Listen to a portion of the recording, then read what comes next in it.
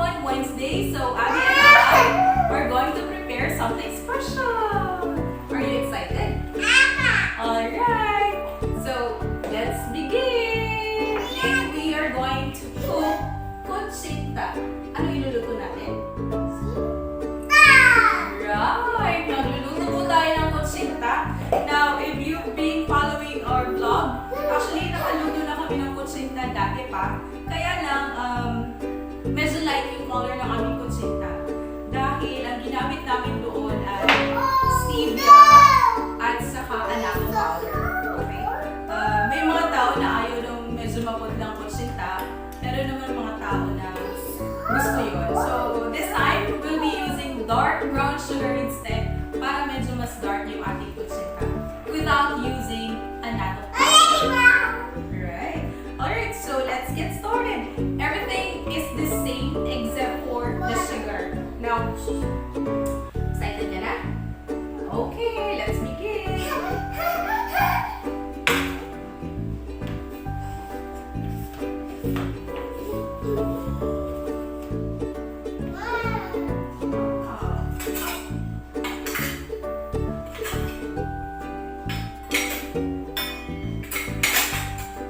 So, 1 cup of all-purpose flour.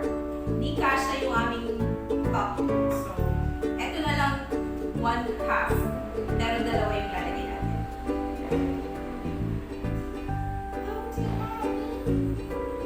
Okay.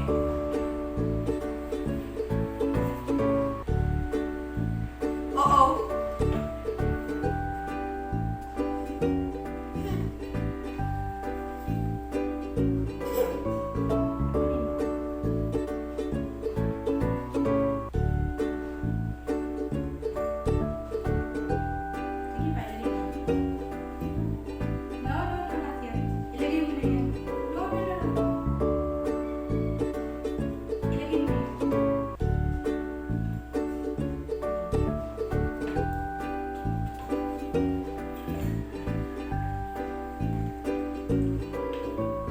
So 1 cup of all-purpose flour. This is our brown sugar.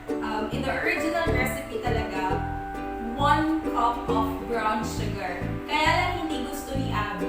Kaya binabawasan ko lagi yung sugar niya. So madalas ginagawa ko kalahati lang yung original recipe. So gawin natin siyang 1/2 cup. Para makain ni Abby.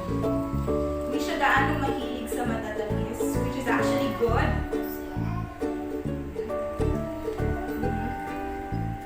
Hindi nga siya mahilig sa chocolate, actually.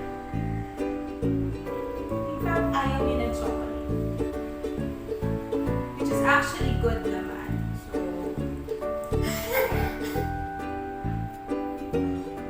medyo dark yung sugar natin. Tingnan natin kung magda-dark din yung ating kutsinta. Then, let's have the lime water. So,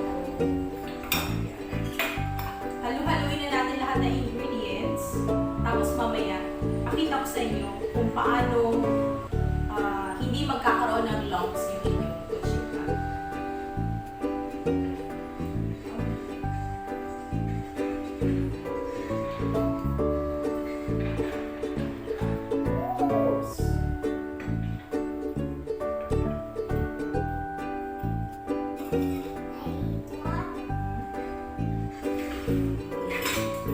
Ganyan po siya. Gusto niya hinahalo-halo. Okay, so haluin po. Haluin natin mabuti para mawala yung lumps. So this time, para totally walang lumps, sasalain natin siya. Okay?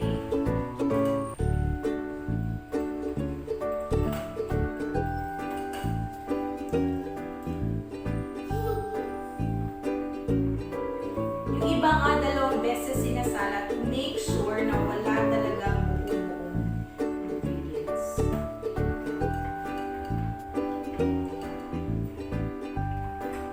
Sige, ganyanin mo. Ayan.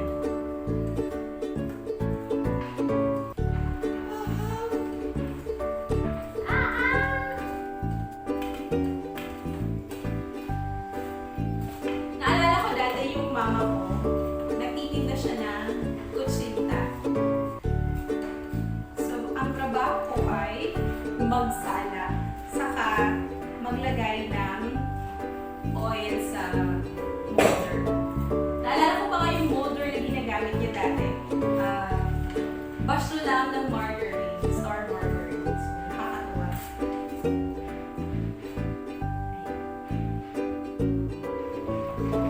So, ayan, nasala na po natin siya. Siguro naman ay okay na yung ating mixture. Hinalo niya ulit. Okay. So, this time naman, ilagay na natin yung mixture natin sa ating mga molders. Careful na.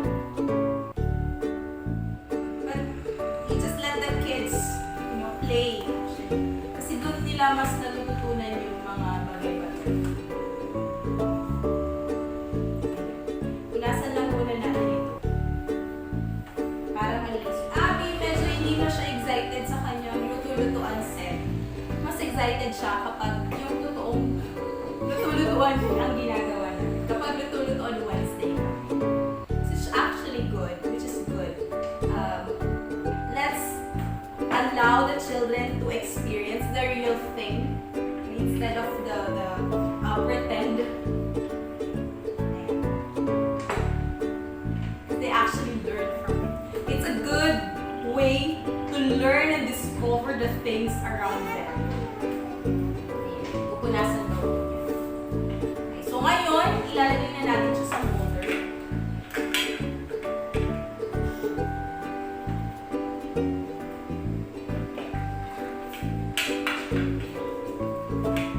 So, nilagyan namin ng konting-konting mantika yung aming molder. Ito yung trabaho ko nung bata ako. Ako yung tagalagay ng mantika sa molder.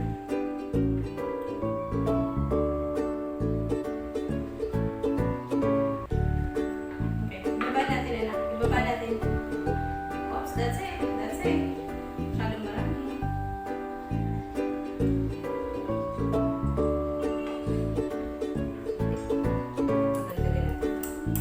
Pwede kayong gumamit ng cup para pare-pareho yung laman ng inyong molder.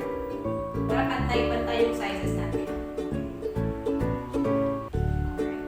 Tama na, anak. Huwag mo nang tikman. So, ang next natin gagawin ay steam natin siya for 30 minutes. Alright.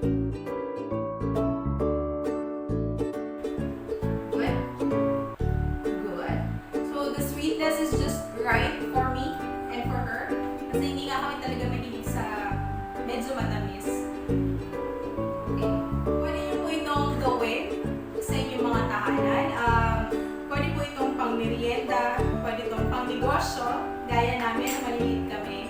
Nagtitinda yung mama namin na kutsinta. Okay, so, para may baon kami the following.